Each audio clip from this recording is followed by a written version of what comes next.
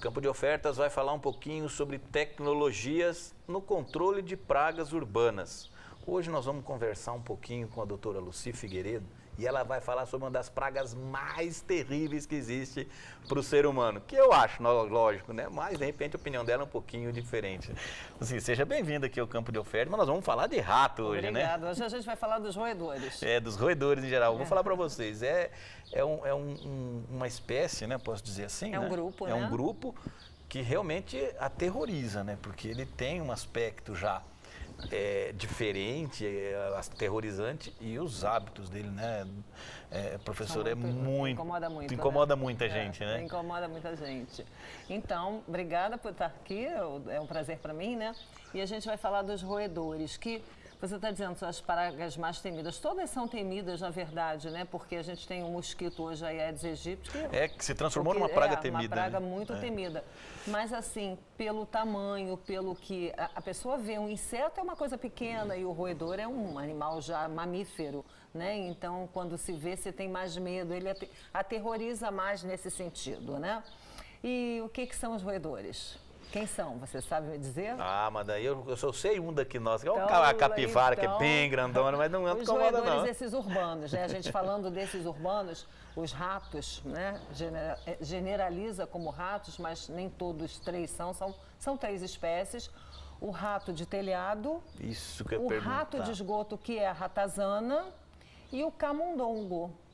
Então, são três essas espécies que são urbanas e invadem as casas, os estabelecimentos comerciais, as áreas de alimento. Sempre as áreas de alimento estão em foco, porque o alimento, como a gente tem visto sempre, é o atrativo principal, né? Eles invadem e causam muitos problemas. São temidos, né? Causam um temor realmente às pessoas, roem e destroem. Eles têm um crescimento contínuo dos dentes, por isso são roedores. Então, eles roem para aqueles dentes poderem não crescer muito, senão eles nem abrem a boca e não conseguem se alimentar e morrem. Então, é um mecanismo comportamental de defesa, vamos dizer que seja isso, não exatamente. Então, eles são roedores e roem, por isso chamados de roedores, e eles transmitem doenças, que é sempre o que eu digo, o principal temor dessas pragas todas é que elas causam doença, causam incômodo, que é muito ruim, incômodo social, incômodo, prejuízos econômicos. Roedor causa muito prejuízo econômico, porque roem. Inclusive, então, só te cortando um pouquinho, doutor, acho que eles têm a capacidade de se adaptar e é verdade que ele consegue roer fio, roer concreto? Concreto não, eles roem até um grau de dureza. Nadam, sobe parede? Sobe, nadam, de acordo com a espécie, escalam, cada um tem a sua característica. Mas eles conseguem roer, sim, vários materiais, vários mesmo, uma diferença, roem fios, realmente a capa do fio, isso já causou dano em indústria, paralisou a parte de informática, né? Toda a ala de informática, a indústria ficou a tarde toda parada por causa disso. Isso é uma perda econômica incalculável, né? E em mercados, eles são muito frequentadores de mercado. O mercado tem muito problema de roedor, supermercado, né? Eles roem as matérias-primas, roem as caixas, roem. Tudo. O problema se prolifera no meio das caixas. Totalmente. Tem uma proliferação bastante, eles são bastante reprodutivos, né? E aí você falou, uns nadam. Quem nada é a ratazana. A ratazana vem do esgoto e consegue até ultrapassar correntes e subir contra a corrente e sair, por exemplo, num vaso sanitário. Tem histórias desse tipo. Tem um filme, um vídeo até que mostra isso. O rato de telhado, rato de forro, tem vários nomes vulgares, populares, né? O rato de forro, ele é um excelente escalador. Então, ele passa pelos fios, por folhagens, árvores que têm que ser aparadas para evitar que sejam acesso a outros locais, né? Mas eles conseguem, através dos galhos das árvores, também acessar certas áreas hospitais. Ele sobe lá em cima, né? Escalando a árvore. Então, ele é muito... E o camundongo, que é aquele espertinho, né? É o rapidinho. É o rapidinho, que consegue fugir de tudo, sabe de tudo. Até a gente bota armadilha e ele, se botar direitinho, ele não foge assim, não. Ele vai ser pego, mas ele escapa, ele tira a isca e não desarma a armadilha. Esse seria o mais espertinho. esperto. É o espertinho, E ele é bem doméstico. Né? Como a gente tem, assim, quando eu falei de baratas, a barata que é mais doméstica, aquela que é mais externa. Também acontece isso com relação aos roedores. O camundongo é bem doméstico, de dentro da área da residência, no caso, e ratazana e rato de telhado é mais externo, mas eles penetram e proliferam. São duas espécies, rato de telhado e ratazana, muito comuns em áreas de alimento de grande porte. Tem supermercado. Um silo com silos. soja, com milho, são estoque de trabalhos, ração. às vezes, até difíceis, porque tem que ter muito mecanismo de segurança para controle de um silo, tem que subir. Hoje existe muita regra, muita legislação para a segurança dos operadores, né, em relação a trabalhar em ambientes mais altos ou então confinados. Então, a questão da segurança também é vista nesse sentido. E a reprodução? A gente vai pular um pouquinho, às vezes vai para frente, vai para trás. E a reprodução? Porque a gente ouve muito falar que o rato, a fêmea, ela é muito esperta, então ela tem uma determinada rotina de buscar alimento, trazer alimento. Voltou o ratinho, não voltou, ela se prolifera mais rapidamente. Como é que funciona essa biologia? Eles têm um mecanismo assim que o homem não tem, por exemplo, de controle de natalidade. Como que é isso? Uma área dá para tantos ratos, 40, vamos supor. Onde ela está ali, onde ela tem alimento e tal. Se aquele alimento é insuficiente, eles param de reproduzir, eles comem os filhotes, eles fazem um controle para ter o bom para eles, uma quantidade boa. Então, eles têm um planejamento familiar, vamos imaginar que seja isso. Então, eles têm esse controle de natalidade mesmo. Eles têm comportamentos de se um experimentou um alimento e morreu, o outro não come aquele alimento porque ele ele associa e refuga aquele alimento. São mamíferos. A gente, quando fala de praga, fala muito de insetos, que é um grupo muito grande de pragas, moscas, baratas, mosquitos, aranhas, formigas, né? Então, a gente fala muito de insetos. E quando a gente fala de roedores, já é um outro patamar, porque são mamíferos, nós somos mamíferos, já é um grupo mais evoluído, né? Então, eles têm esses comportamentos de inteligência, entre aspas, né? Então, isso é muito interessante nos roedores. Os camundongos percebem muito o ambiente. Aquele bigode que se chama, que são as vibriças deles, são perceptivas do ambiente. Então, eles andam sempre no mesmo caminho. Dificilmente só numa situação de intoxicação ou extra, ele atravessaria assim no meio. Ele vem sempre juntinho de uma superfície perpendicular, a vibriça percebe a parede, a superfície. E ali ele vai. E ali ele vai e faz. Então, por isso ele faz trilha. Porque ele está sempre caminhando. Se é numa vegetação, é uma trilha de terra batida. Porque como ele vai sempre no mesmo local, a vegetação não cresce. E se for internamente, ele faz uma trilha com a gordura do corpo dele. Então fica marcado na parede. Então a trilha é uma evidência. Eles deixam muitas evidências. Como que se trabalha em relação ao controle de roedores? Mais por evidência do que pelo próprio bicho que a gente não vê. Nem sempre vê, porque eles são noturnos, são ágeis, né? Então a gente vê. Tem fezes de rato. Vai ter em algum local. E fezes são fezes diferentes para cada uma das 3 espécies que são comuns na área urbana. Então, as fezes da ratazana é de uma forminha, a do rato de telhado é de outra e do camundongo é de outra. A do camundongo fica muito parecida com a da barata de esgoto. Só que a da barata de esgoto é estriada, do camundongo é mais lisa, brilhante. E a do rato de telhado, ela é afilada em uma das extremidades. E a da ratazana é arredondada. Então, só pelas fezes já se conhece que é de rato e de qual espécie é. Já dá para começar a trabalhar com o que vai fazer. É muito característico a gente trabalhar mais pela evidência de fezes do que pela percepção do bicho em si, do animal.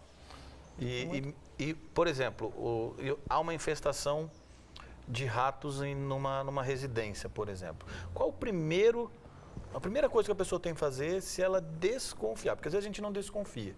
caso, nós relatamos aqui, eu tive uma infestação de rato na minha residência e comecei achando que era lagartixa. Então, qual a primeira reação? A pessoa viu umas fezes lá diferente da que está acostumado, vamos dizer assim, certo. que não é nenhuma dos animais normais que tem, não é lagartixa, não é a barata que está ali. E tem uma dúvida, mas já é uma Já surgiu uma dúvida, sobre isso. Aquilo ali é diferente na minha casa. Eu diria que a primeira atitude seria ligar para uma empresa de confiança para fazer uma inspeção técnica, porque é um assunto técnico, né? Então, para fazer uma inspeção e avaliar, tem rato ou não tem.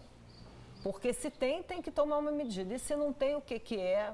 Pode nem ser nada de importância maior. Então, se você achasse que seria sem ser, ia, de repente, fazer uma coisa desnecessária em relação ao controle. Então, a primeira medida é essa. É sempre realmente essa aí. contactar uma empresa E aí, de confiança. aí começa aquela questão que a gente sempre comentou, que a gente sempre está falando. A higiene do lugar, a limpeza, tirar o alimento. O acondicionado sempre, não disponível, não pode ter o alimento disponível. É tudo fechado a latinha de alimento, inclusive com as frutas, viu? tampas, fruta, porque o rato de telhado, ele é frugívoro, ele gosta de fruta. A ratazana gosta mais de peixe, sardinha. Ela, num supermercado, por exemplo, está mais na área de salgados, enquanto o rato de telhado fica mais na área de frutas. Eles têm escolhas também. Até o tipo alimentício. O camundongo é espertinho, sempre falando que ele é esperto. Ele adora um granulado de chocolate brigadeiro. Então, quer potencializar a atração da isca para um camundongo, é usar um chocolatinho, uma pasta de amendoim, coisas adocicadas, mas de preferência achocolatadas também. E aí entra aquele negócio. Tem a empresa que vai lá, você vai fazer a limpeza, vai fazer o controle, a empresa vai lá. Que tipo de produto essa empresa pode utilizar? Porque a gente vê muito no mercado, é pó, é líquido, como é que os blocos, é o granulado disso. Existe a necessidade de fazer um controle com todos ou só com um? Não, aí tem que avaliar também, tem que ver o que é o ambiente. Sempre está muito relacionado ao ambiente, né? O que a gente pode usar naquele ambiente. Por exemplo, o pó de contato é muito eficiente, muito, muito mesmo. Por que é tão eficiente? Porque os roedores, eles se limpam. O banho deles é por lambida, eles se limpam se lambendo. E limpam uns aos outros se lambendo. E o pó de contato, quando é jogado na toca, na ninheira, ele cobre a superfície das paredes da ninheira. Eu ainda não falei de ninheira, aí falo daqui a pouquinho, um pouquinho mais também. Então, aí o corpo dele fica sujo. No ato de se lamber, inadvertidamente, sem perceber, ele ingere aquele pó de contato, que é altamente eficiente e ele vem a morrer. E o pó de contato não vai matar, nenhum raticida vai matar o roedor de imediato. Mas, doutora, a gente percebe muito esse negócio do rato ter que morrer na hora. Ele não tem que morrer na hora, então, né? Não, absolutamente não tem mesmo. Então, vamos contar uma historinha aí do passado. Eles eram mortos por venenos fortes, né? Arsênico, estricnina. E aí, o que acontecia? Um comia, morria, o amigo via que ele morreu e não comia mais. Então, matava uma grande quantidade, mas não a colônia toda, porque os outros percebiam que aquele alimento era perigoso. Aí não comiam mais o alimento. Refugavam aquela isca, aquele alimento, aquele raticida, e não comiam mais. Então, hoje em dia, não se usa raticida agudo, de efeito agudo, só de efeito crônico. Então, eu estava falando do pó de contato, ele vai, se lambe e tal, e vai morrer 3, 4, 5, no máximo 7 dias. Só que nesse período, ele já fica com sintomas de intoxicação pela isca, né, que ele ingeriu.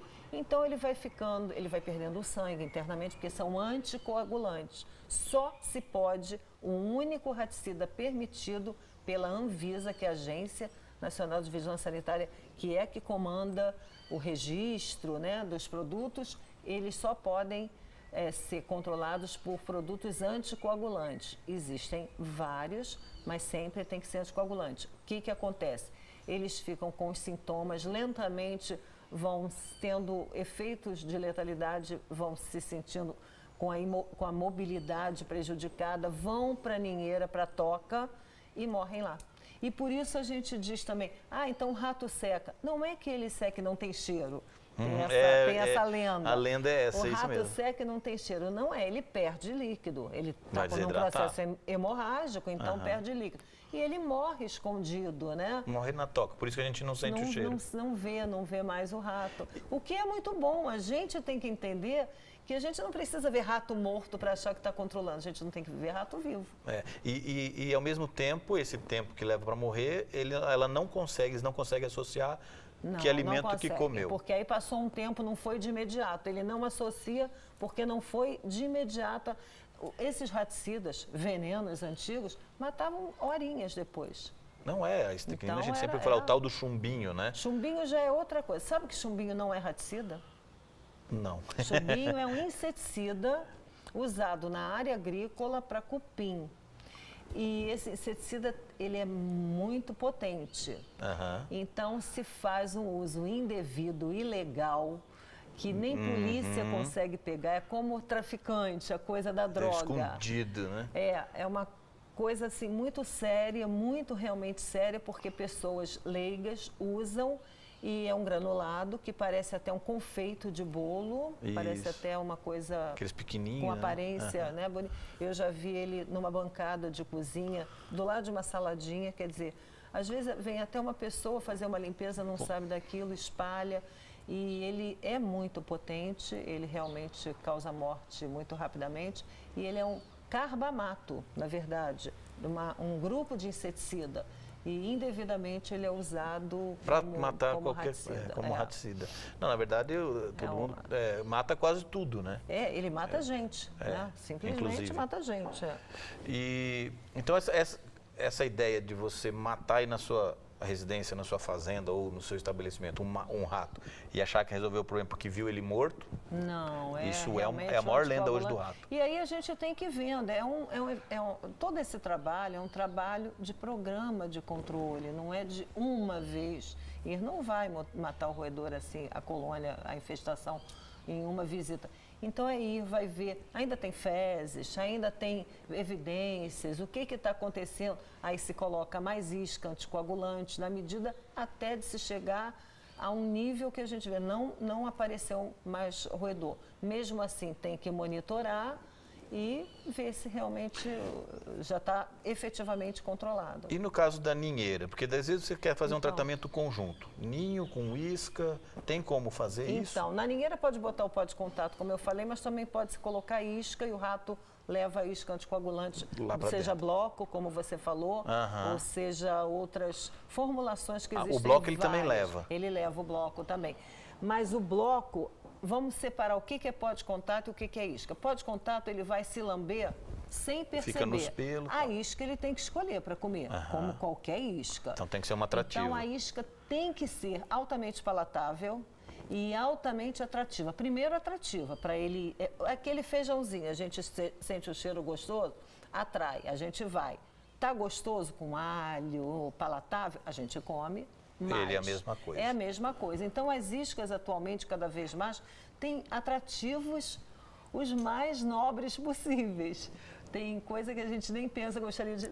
Eu quero comer isso. Dá vontade de comer. Se não tivesse raticida, eu comeria essa isca, né? Então, são iscas que são muito bem formuladas em relação a essa questão comportamental do roedor.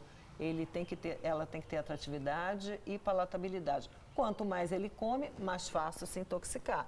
Agora, se tem uma isca bonita, mas não é atrativa, ele não vai nela. E se não é palatável, ele vai, mas não come, então não causa o controle. O resultado não vai ser de controle. Então, a isca é uma isca que ele vai ser atraído pela atração. E o pó de contato, não. Ele, passou sem saber. Ele está se intoxicando, lambendo aquilo. Tem a isca pelletizada, que são pellets. Tem a isca granulada, a isca bloco, mini bloco. Tem a isca bloco extrusado. Porque antigamente, quando começou essa técnica de controle, os blocos, como eles são blocos? Porque tem parafina. para emblocar, né? Então, a parafina, você gosta de chocolate com parafina? Não. Você gosta ao leite, Ao natural. leite, normal, Os roedores também têm essa preferência. Parafina não é tão gostoso. Então, cada vez mais as iscas têm menos parafina. Os processos evoluíram. modernos, Nossa, né? super modernos. Então, antes era como se fosse um pedaço de sabão.